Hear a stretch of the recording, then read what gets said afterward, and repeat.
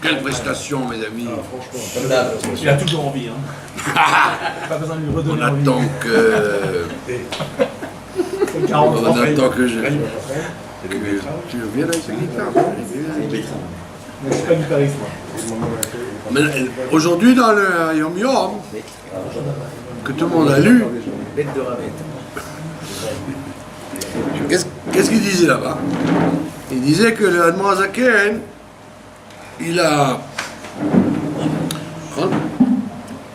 quand il était encore à Vitebsk, il a entendu un texte du Rabbi Menachem Mendel, et qui disait là-bas, vous avez lu le Yom Yom? Il dit que Mechotev et Secha, écrit là-bas, qu'il y a une alliance, etc., avec le coupeur de bois. Il dit coupeur de bois, ça vient de Etza, ça vient de Etza, pas de moi simplement du mot bois, Etz, mais de Etza, qui veut dire les conseils. Coupeur de bois, c'est-à-dire les coupeurs de conseils. C'est quoi les coupeurs de conseils? Et il dit là-bas qu'il faut arrêter, il faut s'accrocher. Il faut s'accrocher aux vrais conseils et pas suivre la moitié du pasouk. Le pasouk qu'on dit tous les matins dans la fila. Rabot marchavot belevish, va'atzat Hashem itakum. L'homme, il a plein de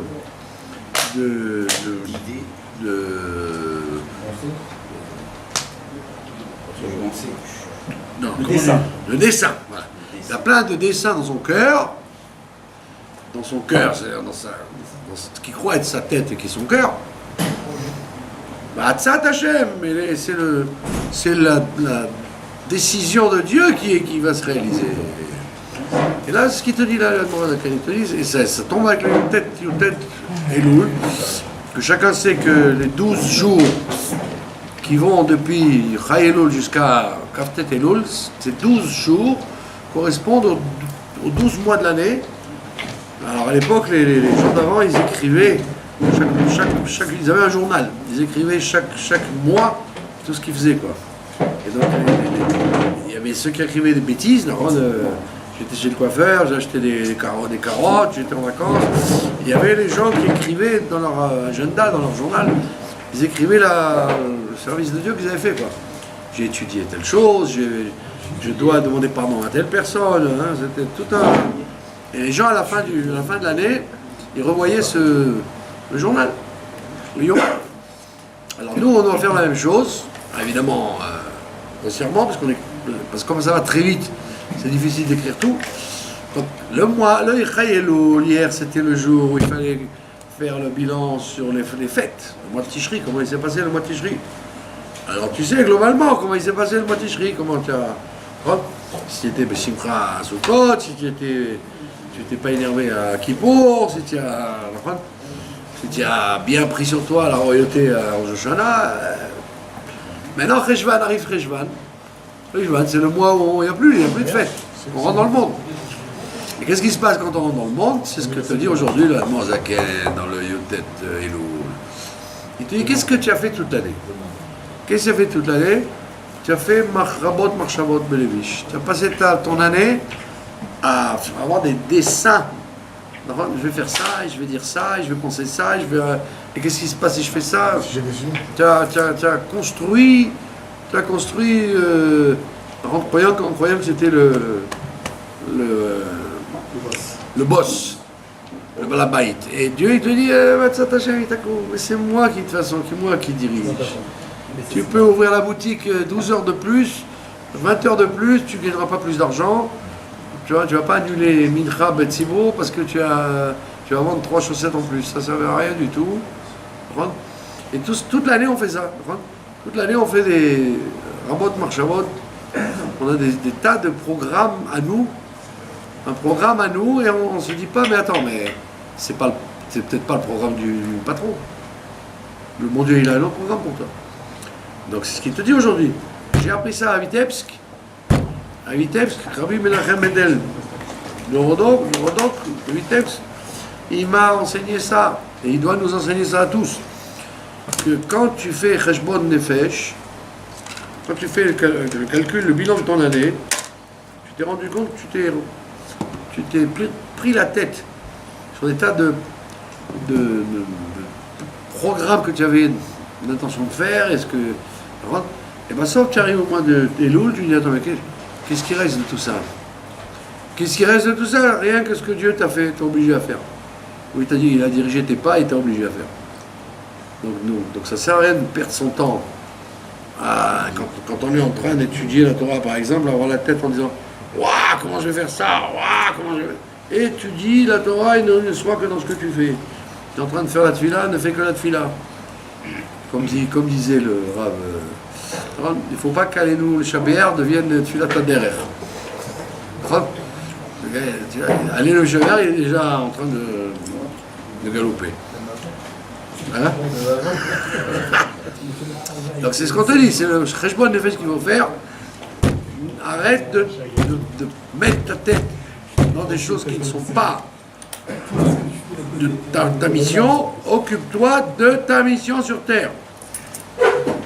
Et Atzat Hashem, le bois de Dieu, Atzat Hashem Etz, l'arbre de Dieu, c'est lui qui va se réaliser. Ça, c'est le travail d'aujourd'hui, Cheshvan. Donc, il ne faut pas être. Il faut pas être. On va par exemple à Kippour.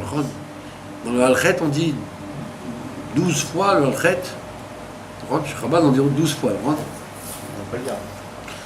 Une fois avant. Une fois à Mincha. On essaie de dire une fois après Mincha, avant de Nidre, tout seul. Après le soir, on dit 2 fois, avec le Chazan, et on répète encore une fois, seul et après le Chazan. Et quand tu comptes, ça fait jusqu'à Neila, ça fait 12 fois. Et quand tu lis ce Halchet, tu vois que toute l'année, il y a écrit Halchet, Shratal Ufanecha, al Timon Levav, l'une des malédictions qu'on a vu Shabbat. Timon Levav, ça veut dire la panique. Le fait de paniquer, à chaque instant, tu tombes là-dedans dans l'année. Et à Kippour, tu fais. Mais alors, pourquoi tu tapes avec tellement de ferveur? Et quand tu vas arriver, même pendant Kippour, tu continues à être Timon Levav. Où j'ai mis mon portefeuille? Qu'est-ce que j'ai fait? C'est Timon Levav. Si tu avais. Tu as lu la fameuse lettre que tout vient de Dieu. Donc, ou tu l'as perdu, et Dieu veut que tu le perdes, donc ça sert à rien de t'énerver. Et si Dieu ne veut pas que tu le retrouves, tu ne le retrouveras pas. S'il veut que tu le retrouves, il va avoir de coups d'arme. Malheureusement, il y a aussi des miracles du diable, que quelqu'un qui perd son iPhone, il le retrouve. J'interprète ça comme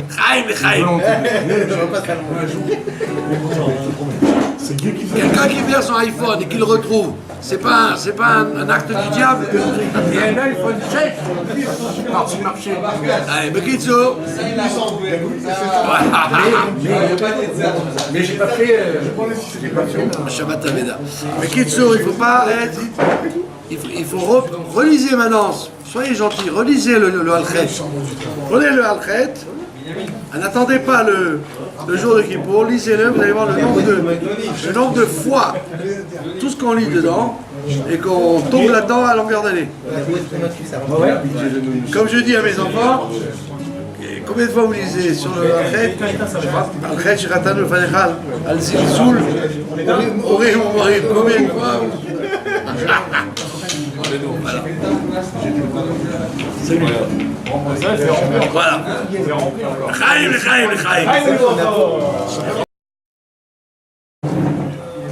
Il y a un enseignement du Admor Azaken très intéressant qui est lié avec les ouragans qu'on voit en ce moment. le Razaken, il dit qu'il y a un midrash très connu qui dit que au deuxième jour de la création, Dieu a séparé les eaux d'en haut et les eaux d'en bas. Maïm ha'elyonim et maïm ha'tartonim. Donc les eaux d'en haut, c'est devenu la Torah, le plaisir dans la tfila, etc. C'est l'eau d'en haut, maïm ha'elyonim. Et les eaux d'en bas, c'est l'eau d'en bas, la mer, le fleuve et les ouragans, les tornades. Et il dit, le Midrash, il dit que les eaux d'en bas, elles ont pleuré.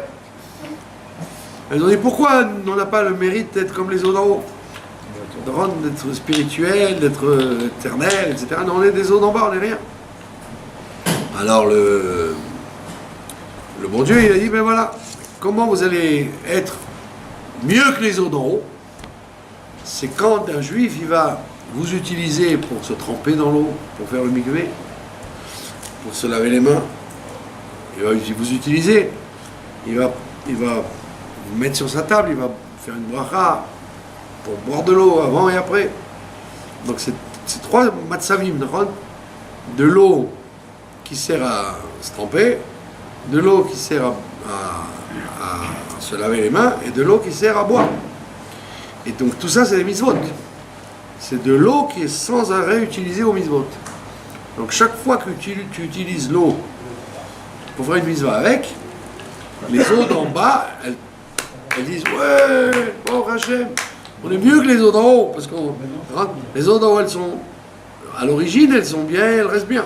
Alors que les eaux d'en bas, elles auraient pu tourner mal, et un juif les utilise, comme on voit des tas d'histoires de la Chassidoute. On raconte le Baal Shem Tov, il a fait des kilomètres pour aller boire un verre d'eau dans une source, pour récupérer une neshama qui était là. Et c'est ce qu'on fait nous, on se rend même pas compte.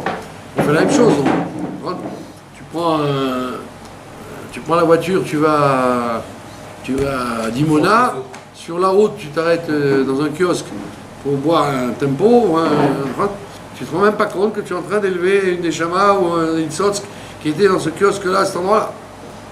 Stam, tu es sorti de la voiture pour te décontracter un peu, tu bois un verre d'eau, à cet endroit-là, il y a un nitzot. Alors que le Baal Shem Tov, il fallait qu'il le fasse b'chavana. Alors que nous, on nous emmène sans nous demander pourquoi et comment, on nous emmène sans nous... Et on fait ça, on s'en rend même pas compte. Il y a une quantité astronomique de tikkunim qu'on fait sans se rendre compte. Donc on voit que, et ça relie ce qu'on voit en ce moment avec les eaux.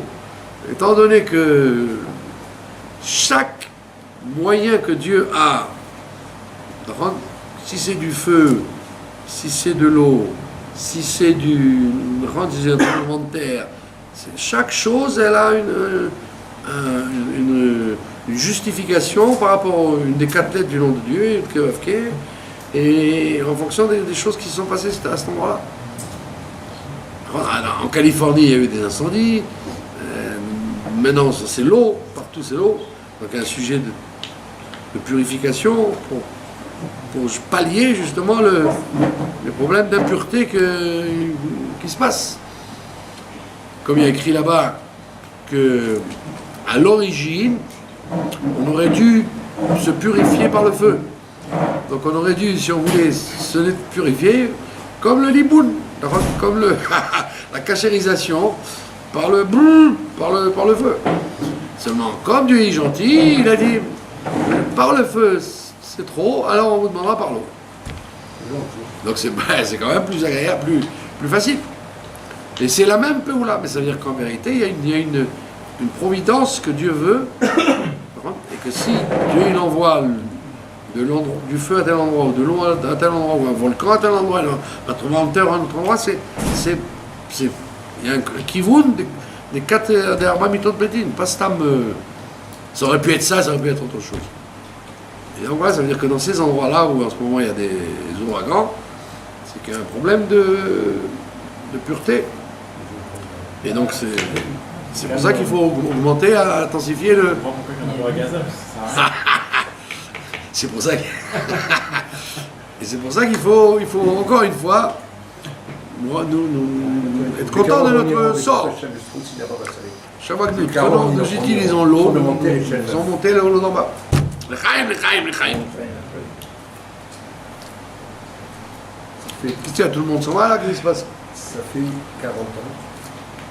L'Ort me propose d'être professeur à l'Ordre de Téhéran. Oui, hier nous avons fait la Itvadout à Merkazit de Chayeloul. Comme il y avait beaucoup de gens de la périphérie qui n'ont pas pu se déplacer, alors nous avons remis ça ce soir. Et en même temps, il y avait des gens présents, mais qui ne comprenaient pas forcément pas très bien le sens des propos qui ont été dits, puisque c'était en hébreu. Alors on raconte que quand on parle des grands tzadikim, des gens qui ont écrit des livres, qui ont une vie très, très riche, celui qui a étudié le Rambam il y a 3 jours, le Rambam il n'est pas du tout séfarade, il te dit les enterrements, vous avez vu, il dit aller dans les cimetières c'est rien du tout, étudie plutôt les œuvres de celui qui a écrit les livres. Pas du tout la chita des séfarades modernes qui adorent les tombes et les lui, le Rambam, c'est le litaï classique. Il te dit, va étudier plutôt ce qu'il a dit le Rav, plutôt que d'aller sur sa tombe. On va faire les deux, alors. Et alors donc, hein, le Rambam, il est très très clair. Donc la même chose, hier c'était le jour de la naissance du Balatania et du Baal Shem Tov, surtout du Baal Shem Tov au départ. Et donc on dit qu'il faut, pour faire vivre l'événement, il faut étudier des choses qu'ils ont écrites, qu'ils ont racontées. Et si on n'a pas des enseignements profonds qu'on ne sait pas lire, qu'on ne sait pas étudier, alors on doit raconter des histoires qui sont arrivées. Et quand on raconte une histoire des tzadikim, c'est comme si on étudiait leur vie, leur texte. Alors, il y avait une histoire du Baal Shem Tov que j'ai racontée hier et que je vais répéter en français. Il y avait un monsieur, un éleveur de taureaux qui n'était pas du tout lié avec le Baal Shem Tov ni avec la Chassidut. C'était un juif comme avant, un traditionnaliste. Et puis il lui arrive un gros problème, il a perdu son troupeau de taureaux. Le troupeau de taureaux, il s'est sauvé et il ne savait pas où il était. Alors il va voir le Rav de la ville et il lui dit je ne sais pas quoi faire pour récupérer mes taureaux. Et le Rav de la ville lui dit c'est pas une question halachique, c'est que je te réponds. C'est pas une question d'halakha. Tu vas porter plainte, qu'est-ce que tu vas faire? Il n'y a rien à faire au niveau halachique. Mais il a dit si tu veux, peut-être. Il y a un monsieur très connu, il s'appelle le Baal Shem Tov, si tu peux aller le voir là-bas, peut-être qu'il peut te donner un renseignement, parce que lui, il s'occupe de ces choses-là aussi. Alors il va à Medjivoch, c'est le Baal Shem Tov, et le secrétaire, Shamash, il lui dit qu'est-ce que tu viens faire ici? Alors il dit c'était le Baal Shem Tov, il recevait au Talmidei Chachamim, etc. Et puis il voit un monsieur, il dit qu'est-ce que tu viens faire ici? Il dit je voudrais voir le Rav. Il dit mais pourquoi faire? Mais j'ai perdu mes taureaux, je veux savoir où ils sont. Alors le Shamash, il a dit je vais voir si je peux déranger le Baal Shem Tov pour écouter l'histoire. Et il demande au Baal Shem Tov, est-ce que tu aurais 5 minutes à accorder à quelqu'un qui a... Alors il dit oui, fais-le rentrer, dis-lui qu'il rentre. Alors le monsieur rentre et il dit j'ai perdu mes taureaux, je ne sais pas où ils sont. un troupeau de taureaux, je sais pas où ils sont. Le Baal Shem Tov, il commence à faire une aliyat neshama, il monte comme ça, et il prend le Zohar à Kadosh, il prend le Zohar et il commence à lire le Zohar. Il lit le Zohar, et il referme le livre et il lui dit, tu sais que Adam Arishon, quand il a été créé, il voyait d'un bout à l'autre du monde. Sauf à Olam et Sofo. Et quand on ouvre le Sefer HaZohar, on arrive à faire ça aussi. Donc il dit, voilà, tes taureaux, ils se trouvent dans la ville de Breslau, va là-bas et tu les trouveras. Il dit, merci monsieur, vous êtes sûr? C'est bon. Alors il sort tout content, et le Shamash, il dit, qu'est-ce qu'il dit, ben tu sais, il a ouvert un livre, il commençait à s'élever dans les cieux, et il m'a dit que on peut voir d'un bout à l'autre du monde quand on étudie le Zohar, et il a fait ça. Il dit, bon, d'accord, ben Atzlacha, il s'en va. Et puis, l'histoire s'arrête là. Et alors, le rabbi il pose une question, il dit, bizarre cette histoire, incompréhensible. Quoi? Le Baal Shem Tov, il a été dérangé les mondes supérieurs, pas moins que ça, il a dérangé les mondes supérieurs pour aller chercher des taureaux d'un monsieur. Un autre que lui, il aurait dit, bon, passe ça en pertes et profits, et tant pis, les taureaux, ben, achète-en d'autres. Pas du tout, il est monté dans les mondes supérieurs avec le Zohar, avec les secrets qu'il y avait dans le Zohar pour retrouver les taureaux de monsieur pour lui dire qu'ils sont à Breslau. Et le rabbi dit, voilà, tout ça c'est ça le Baal Shem Tov. C'est que le Baal Shem Tov, et donc tous les très grandes neshamot sur terre, elles sont capables de bouleverser des mondes entiers, rien que pour qu'un juif qui n'a rien à voir avec la profondeur des choses. Ce n'est même pas une question de Torah qu'il a posée. Rien que pour que cet homme-là, il soit rattaché au Baal Shem Tov, il a été obligé de faire ça, le Baal Shem Tov. Faire une révolution dans les mondes supérieurs pour que cet homme-là se rattache au Baal Shem Tov. Ça veut dire quoi? Ça veut dire que dans le judaïsme, à partir du moment où tu t'attaches à celui qui est pur et qui est proche de Dieu, automatiquement tu t'attaches à Dieu lui-même, même si tu ne sais même pas comment, et tu ne sais même pas pourquoi. Alors celui qui a le srout, alors il s'attache par les textes, par les études, ou alors il s'attache par les actions, il refait les mêmes actions.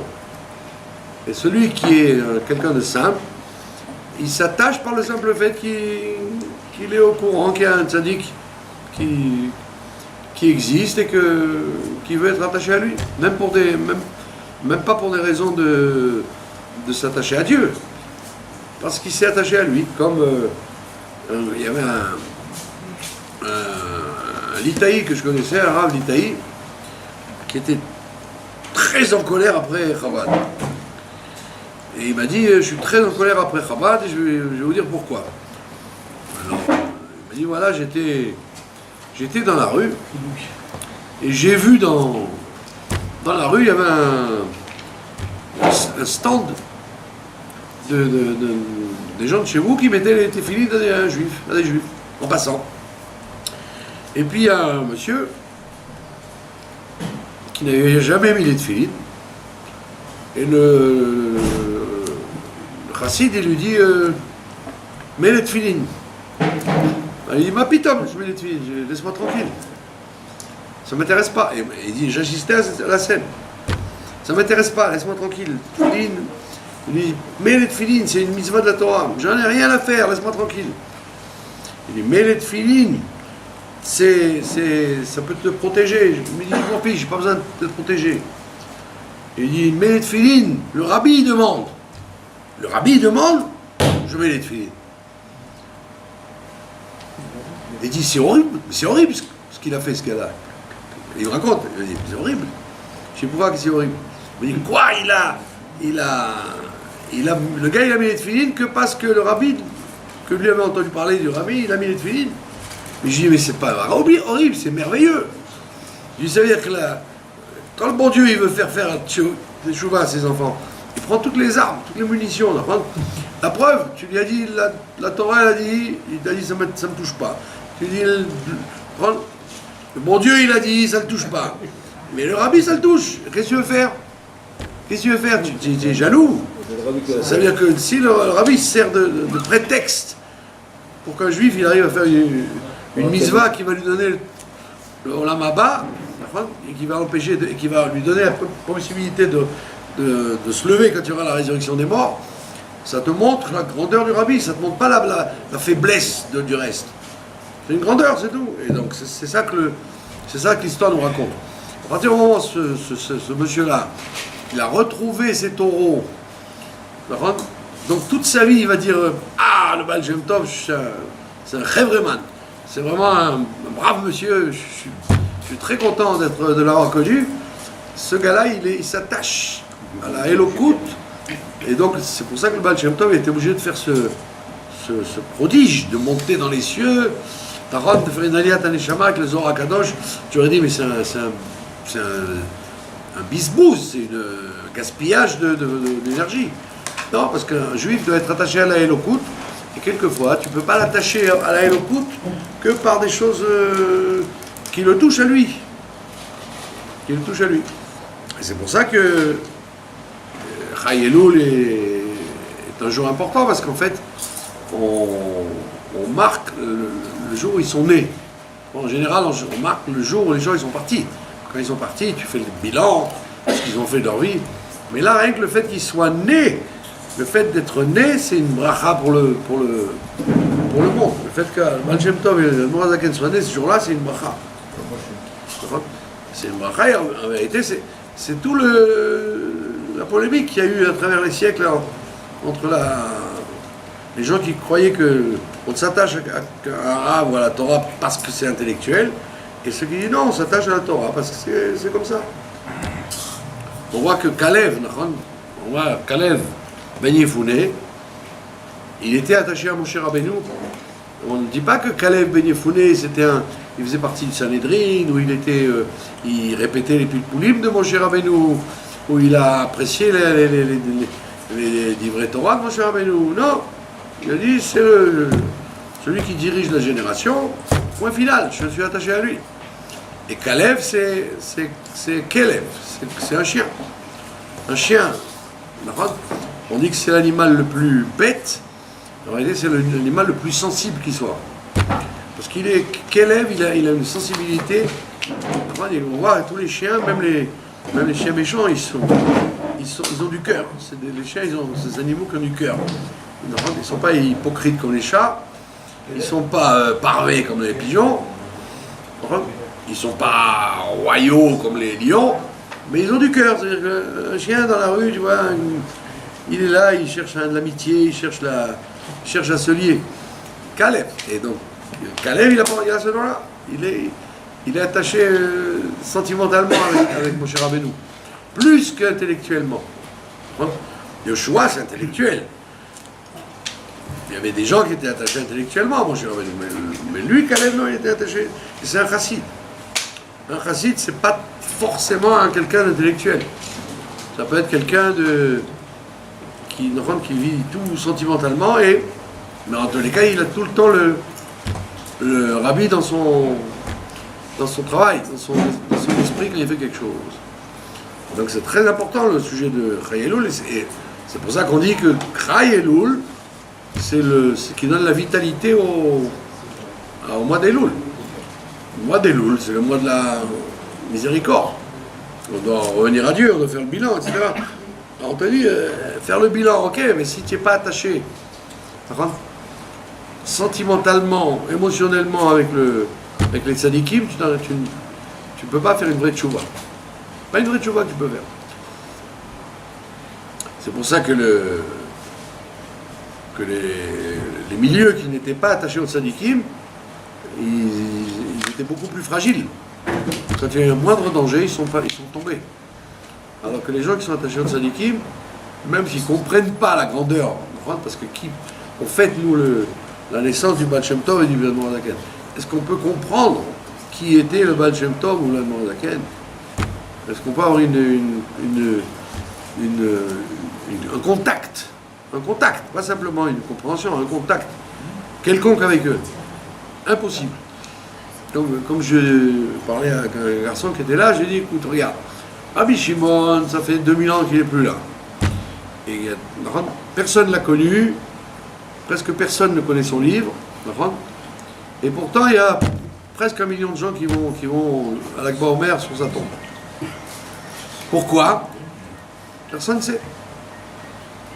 Et c'est pas parce qu'ils ont étudié le Zohar, et c'est pas parce qu'ils ont étudié la Mishnah, et c'est pas parce qu'ils ont eu un miracle avec lui, parce que ça fait 2000 ans.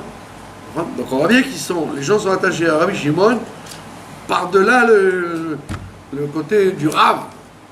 Rabbi Shimon, c'est un attachement qui est lié à quelque chose d'incompréhensible. Et j'ai lu la même chose. Le Baal Shem Tov, ça fait 300 ans qu'il était là. Le Admor Zaken, 200 ans. Et plus le temps passe, et plus les gens se rendent compte de la grandeur du Baal Shem Tov et du Baal Hatanya. Comme on voit avec les Litaïm d'avant, ils disaient que le Baal Shem Tov n'a même pas existé, c'est une invention. Là, il y avait une chita comme ça, que le Baal Shem Tov c'est un mythe. Pourquoi? Parce que on est incapable de situer. Il n'y a que des histoires sur lui. Mais il n'y a pas de témoignages. Tu ne peux pas faire des témoignages comme tu en ferais sur Napoléon ou Rachi ou Abdil. C'est que des histoires. C'est entouré de mystères et de fantastique. D'accord? Alors à tel point qu'il y a des gens qui disaient mais il n'a pas existé. La preuve, il n'a rien écrit. Il n'a rien écrit. C'est que les élèves qui racontent. Et la preuve, c'est que il n'y a pas eu de traces par la suite. Alors qu'aujourd'hui, on voit que, bon, Hachem, il n'y a personne dans le monde de la Torah qui réfute l'existence du Baal Shem Tov. Quand tu dis Baal Shem Tov, tout le monde dit oui. Quand tu donnes un enseignement du Baal Shem Tov, les gens disent voilà, kavod. Et le Maguid de Mezrich, qui est un très grand talmudiste, il a dit qu'il n'a jamais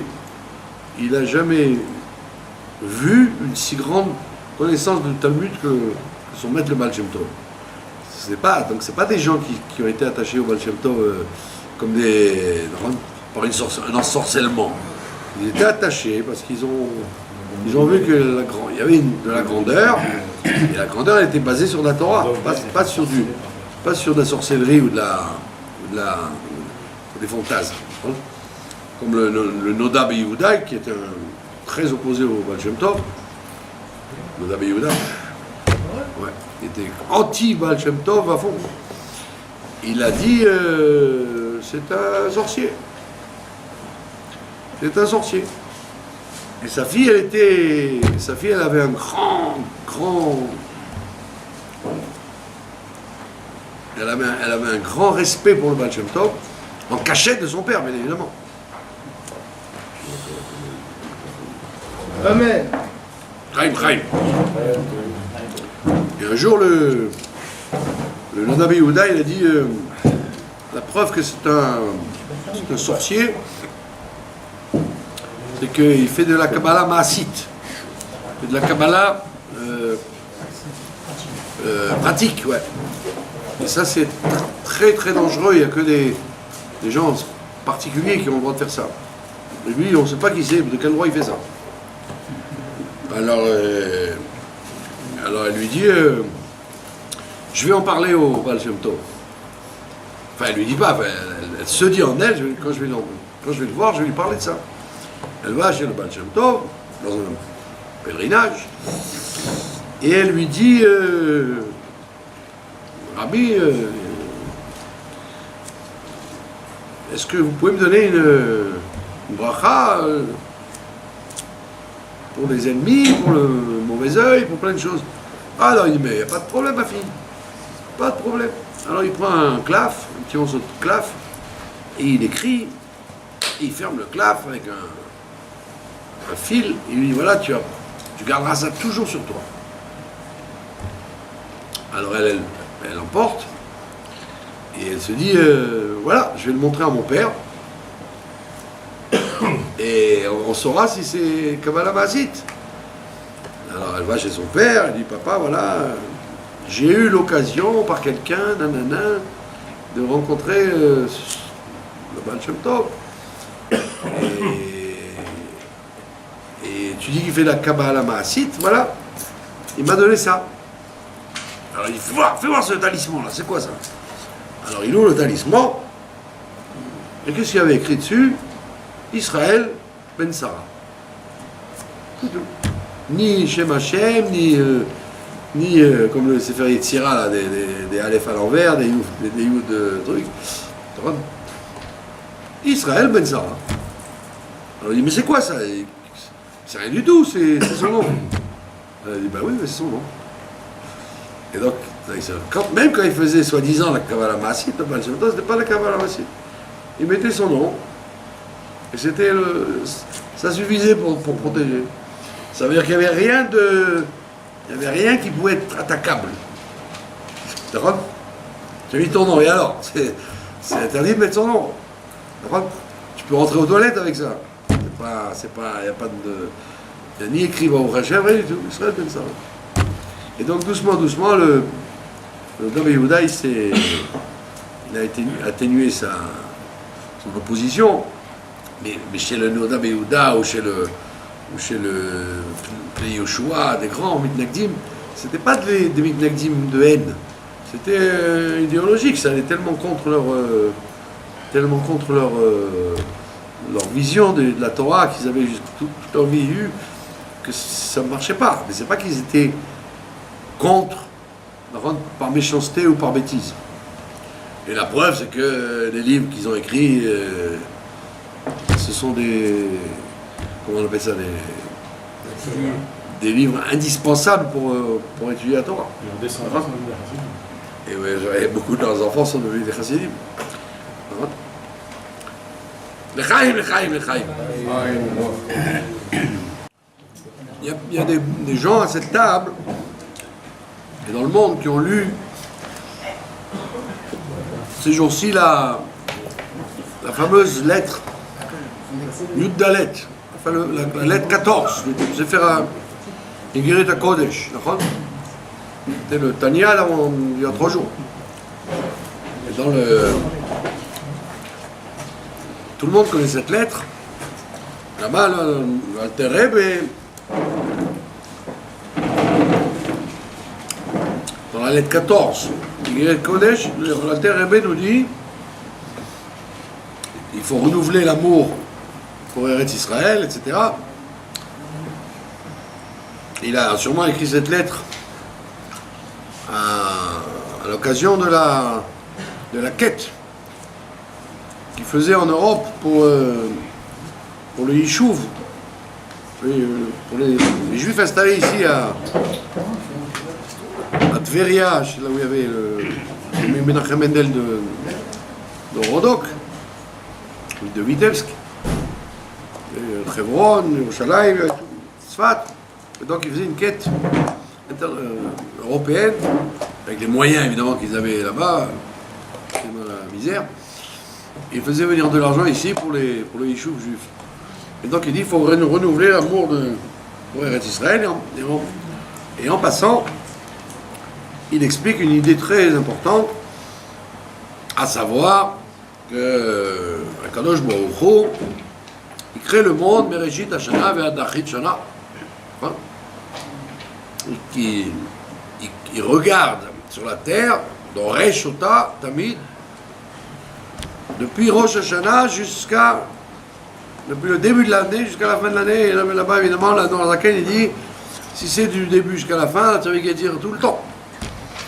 Pourquoi tu dis Mereshit Hashana ve'ad Achrit Shana? Et il répond, tout le monde connaît la réponse. Parce que chacun qu'en vérité, Dieu n'a pas créé le monde une fois pour toutes. Il crée le monde avec un budget d'une année, de Rosh Hashanah au 29 Elul, c'est tout. Et ce contrat, il est obligé de le renouveler tous les ans. Bon, alors moi, il explique, d'après la psychologie humaine, quand quelqu'un qui n'a plus envie on voit que quand quelqu'un il travaille de mauvaise volonté, il met ses mains dans le travail, mais il ne met pas sa tête. Et on sent dans les résultats que ça ne donne rien, quoi. On voit ça chez les musiciens. Un musicien qui ne croit plus dans ce qu'il fait, ça se sent. On entend dans sa musique qu'il n'y a plus de vie. Ou un sportif, ou un artiste, ou un artisan, tous les corps de métier, on voit quand la personne elle met son nefesh, qu'elle met son âme dedans, qu'elle ne met que le bout des doigts. Alors il dit, si on peut dire la même chose chez Dieu, arrivé le 29 Elul, il a fini son contrat, il dit bon ça y est, pour un an j'ai terminé, j'ai plus tellement envie de remettre ça, et donc effectivement il faut que les Bnei Israël ils fassent les tfilotes de Rosh Hashanah, où on dit tu es le roi, on plébiscite le bon Dieu. Allez, on plébiscite le bon Dieu il fait comme les grands chanteurs, il remonte sur la scène, il y a encore une chanson. Avec les chauffards le matin et la tfilote. D'ailleurs, entre parenthèses, je fais toujours cette plaisanterie. Je dis, d'ailleurs, alors on va se donner le mot. 29 Elul, allez, on ne demande pas un renouvellement. Le monde disparaît, alors qui c'est qui va perdre? C'est lui ou nous? C'est lui qui va perdre, c'est lui qui veut que le monde existe. Il y a écrit Al-Korar Atachai. On t'a pas demandé d'être là, on t'a obligé d'être là. Donc est-ce qu'il nous demande, redemandez-moi d'être là? Ben voilà, on ne demande pas, allez, ça y est, salut, Adkan. Que le monde retourne au néant. Et ben voilà, très bien. Et alors moi je croyais que c'était mes idées, la picorsoute. En vérité, il y a un grand rabbi qui a dit ça. Très grand rabbi qui a dit ça une fois. Qui? Hein? C'est écrit dans Sirat HaShavua, son nom est là-bas, un grand admour, il a dit Akadosh Baruch Hu, arrête, parce que non seulement tu ne récupères pas des intérêts à ta création du monde, mais tu es en train même de perdre le capital. Même le Keren, tu es en train de le perdre. Alors il dit, où tu envoies le Mashiach, où tu es en train de gaspiller tes dernières ça, il y a 200 ans. Il disait ça il y a 2 ans. Donc en fait, c'est vrai, on te dit, et comme les Bnei Israël, ils veulent que Dieu règne sur terre, alors ils redemandent que un Meler, soit roi, et c'est comme ça que le monde se repart. Mais ceux qui ont lu la lettre jusqu'au bout, il dit ça dans la lettre 14. Mais à la fin de la lettre, il dit, et ça il faut faire attention, il dit donc toute l'abondance, toute l'influence du monde, qu'il y a sur le monde, donc le budget qui va être accordé pour un an, il dit, mais tout dépend du travail d'en bas. Il dit quand même, tout dépend du travail d'en bas. Ça veut dire, pas comme les gens pensent, que Dieu il envoie un budget pour un an, et ce budget il va être exploité jusqu'au 29 Elul par les Bnei Israël et par le monde. C'est possible que non. C'est possible que le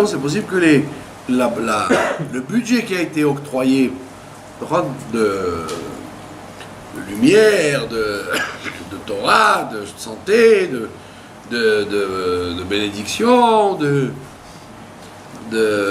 d'abondance matérielle, il est possible que tout ceci ne soit pas utilisé dans l'année. Ça dépend de notre travail. Ça veut dire qu'il risque d'y avoir un reliquat énorme d'énergie qui n'a pas été utilisé. Et quand tu lis la lettre, tu dis, mais attends, mais c'est vrai. Ça veut dire que c'est pas automatique. C'est pas que automatiquement, chaque année, tout ce qui va se passer n'a jamais eu lieu et c'est nouveau, et que tout ce qui devait avoir lieu a lieu. Non, tout n'a pas lieu, tout n'arrive pas. Il peut y avoir des choses qui restent en suspens. Alors quoi, hein? Alors en vérité, il y a deux situations. Il y a deux matzavim. On voit cette situation-là pendant les 10 jours.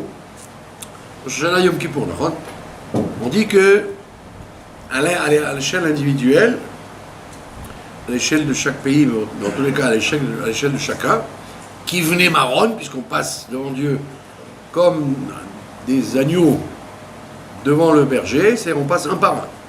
Donc chacun il est jugé pour lui-même. Bien qu'on prie en Tzibour, on prie pas tout seul, on prie en Tzibour pour avoir des mérites plus forts, on est quand même jugé individuellement.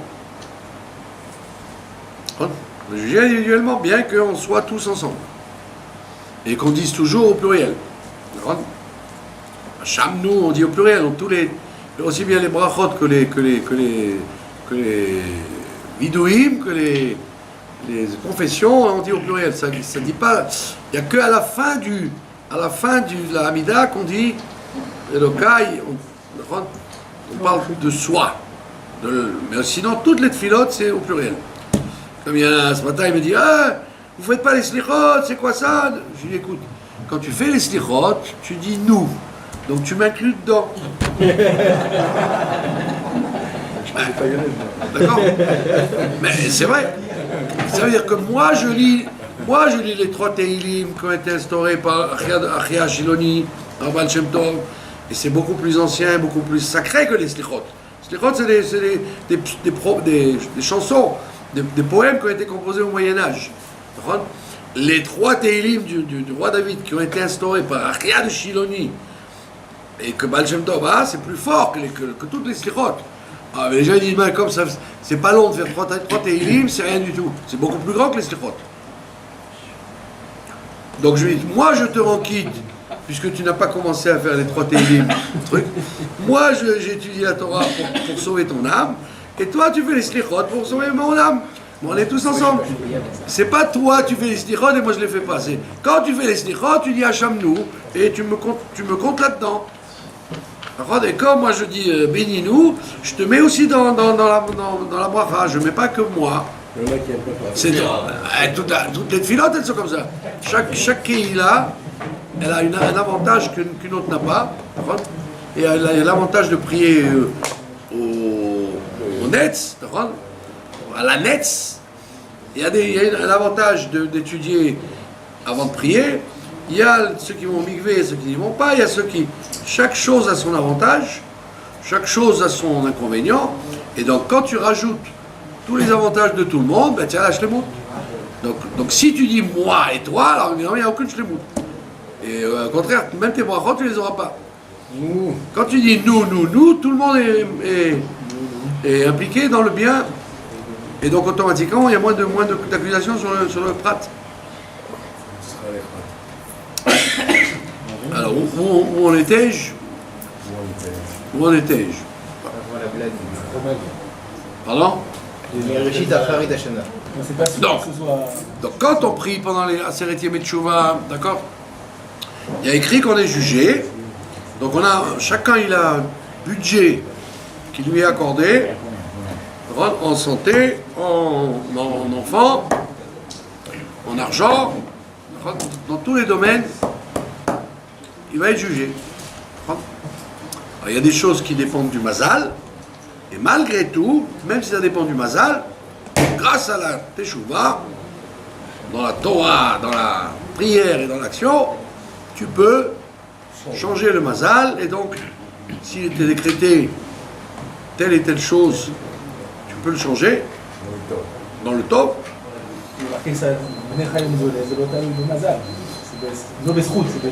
Voilà, mais voilà, Janot, c'est ça le chidouche il y a eu une oraïm. C'est que bien qu'il a été décrété, comme on voit les Avdil, Il y a des maladies génétiques. D'accord. Il y a des gens, ils ont une maladie parce que leurs parents les avaient ou leurs grands-parents. Et ben, grâce à la tchouva, tchouva, tfilat, tzedaka, on peut enlever ça. Donc, Bekitsour, qu'est-ce qui se passe? Il y a écrit que il a été accordé à quelqu'un une quantité de shefa, d'abondance, qui va se répertorier en santé, en enfants, en argent, en plein de choses. Maintenant, la distribution, les Havdil, c'est comme l'Assemblée nationale. Comment a-t-on distribué le budget? C'est le chinour, l'armement, les vieux, les jeunes, tout ça, ça n'a pas été décidé encore. Donc, on lui donne une somme globale, et après, grâce à sa teshuva, pendant la Seret Yemei Teshuva, il va recevoir ça, qui va descendre, qui va commencer à descendre. Et après, au Shana Rabbah, le compte est fermé, etc. Maintenant, qu'est-ce qui se passe? On te dit, si quelqu'un, Hachem Ishmor, si quelqu'un, il retourne sa veste, il tourne au vinaigre dans l'année.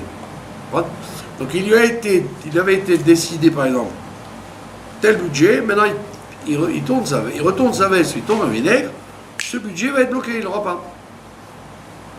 Mais on dit, mais attends, comment il n'aura pas? Il a été voté, il a eu. Alors il n'aura pas dans ce monde-là. Comme il aura mal tourné, on lui laissera ce budget pour le monde futur. Ça restera rouhani, ça sera spirituel jusqu'à ce qu'il meure. Et quand il sera mort, on lui donnera ce budget qu'il n'a pas pu avoir matériellement dans la vie qu'il avait. Donc on voit que dans la Seret Yemei Teshuva, on a gagné quelque chose. Tu t'es tordu entre-temps. Le budget ne peut plus descendre, on ne peut plus te le retirer puisqu'on te l'a donné, donc on te le réservera après ton départ de cette terre. Mais ça, c'est sur l'as. Pardon? Il gagne finalement, parce que la nitzriout, c'est ça le plus important, c'est pas on l'a mazé. C'est dire Oui. Non, parce que celui qui, toi par exemple, quand tu fais des mitzvot, non seulement on te donne les fruits maintenant, mais on te laisse la nitzriout aussi. Alors que lui, il n'aura que la nitzriout, tu n'auras pas sur la vapa. Il n'aura pas là, ici. C'est pas qu'on t'enlève de l'autre côté, toi. On te donne ici, plus de l'autre côté. Lui, on lui restera que de l'autre côté. Donc, qu'est-ce qui se passe? Ça, c'est valable pour la vie humaine. Mais pour l'ensemble de l'humanité, pour l'année. On a dit le budget Dieu a réservé le budget, Mi-Reshit Hashana, V'ad Shana, mais le Manzaken dit attention, il faut travailler pour l'exploiter. Qu'est-ce qui se passe si on ne l'a pas exploité? Ça va pas revenir en Lamava, puisqu'on a dit que c'est arrivé. Alors on dit non, c'est que Dieu préserve, au lieu que ça se passe dans les conditions que nous on aurait voulu, ça s'est gaspillé à l'extérieur. C'est-à-dire, si tu vois le Qatar, ou les Koweït, ou les grands Rechaïm, des grands méchants sur la terre qui sont tranquillos, ils peuvent continuer à pourrir le monde, à amener du mal dans le monde, c'est qu'en vérité, c'est eux qui bénéficient de tout ce budget qu'on aurait dû utiliser dans les tonneaux de la Kedusha. Et comme on ne les a pas utilisés, alors ils vont nourrir les forces du mal. Ouais. C'est pour ça que aujourd'hui il y a des règlements de compte par les ouragans, etc. On ne peut pas dire que ce sont des phénomènes naturels. C'est évident que c'est des phénomènes que Dieu déclenche pour nettoyer de l'impureté des endroits qui méritent d'être nettoyés. Et on attend qu'il nettoie aussi des endroits de la méchanceté. On ne l'a pas encore vu. Mais en vérité, c'est tout ce qui se passe dans le monde, c'est le fruit du travail qu'on a fait pendant la Seret Yemei Teshuva. Quand on lit les tfilotes de Rosh Hashanah et Kippour, il y a la fameuse tfila de Untane Tokef. On dit, qui par l'eau, qui par le feu, qui va être riche, qui va être pauvre, etc. Quand tu fais le bilan après, tu te rends compte, quand j'ai dit ça le jour où Rosh Hashanah et Kippour, est-ce que j'aurais pu imaginer que telle et telle personne partirait, celui-là serait ruiné par l'ouragan, celui-là s'est enrichi parce qu'il a vendu des chaussettes au moment où il y avait besoin de chaussettes. Tu vois, tout ce que tu dis là-bas, tu dis, oh là là, j'ai manipulé de la dynamite avec cette filote que je faisais. Tu vois. Et tu vois qu'effectivement, quand arrive le mois des Louls, tu vois que tout s'est passé, comme tu l'as dit, qui par le feu, qui par voilà, Moshe, vous êtes devant vous un garçon qui a failli mourir.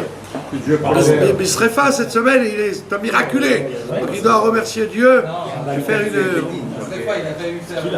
Srefa, Srefa, il a failli être étouffé. Krenek, voilà. Bon, Bekitsour, ça veut dire qu'il a échappé à un grand danger. Un grand danger, il a failli se noyer à Ashdod dans la mer. Donc ce qui aurait pu lui arriver concrètement, ça n'est pas arrivé, c'est un grand S, bon Hachem. Donc il faut profiter, messieurs, des derniers jours du mois des Louls pour vider les tiroirs de brachot que Dieu a fait descendre depuis l'année dernière, de faire la plus grande chouva qu'on puisse faire. Il va faire Seudat Oda. Il va faire Seudat Odaya. Je te promets que je le fais. Torah, Tfila et Zaka. Et donc dans ce cas-là, comme on aura fait une chouva, mériteront la Géoula Mitis Vachem